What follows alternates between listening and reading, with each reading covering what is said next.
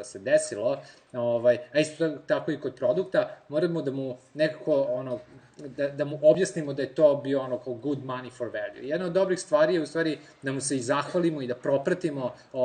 to koliko je on zadovoljan. Na Facebooku je to idealno zato što znamo da je on došao preko Facebooka, ako je došao preko Facebooka, i onda definitivno možemo ili direct message ili nekako da mu se zahvalimo, da mu kažemo da smo tu za njega. Ja bi to obično radio posle, par dana i plus u tom trenutku opet ga gurno i ako je naravno zadovoljan, dao mu neki tool, dao mu neki nešto kako bi on opet crowdsourcovao naš marketing, tipa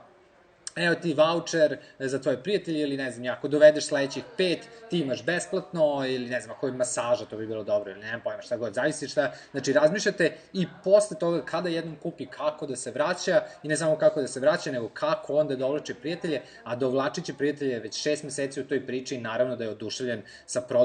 on je deo toga i osjeća se kao maltene deo firme.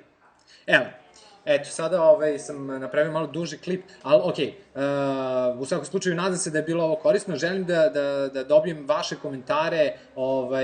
kako vam se ovo sviđa, da li je ovo bilo zanimljivo i da li je bilo korisno i naravno šerujte ovo, ljudi prestali ste da šerujete,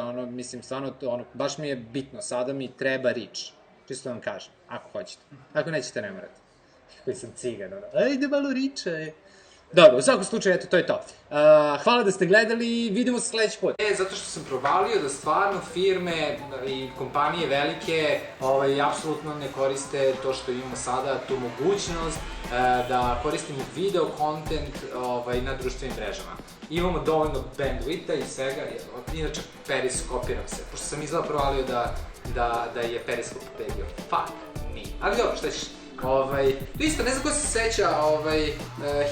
hipstagrama,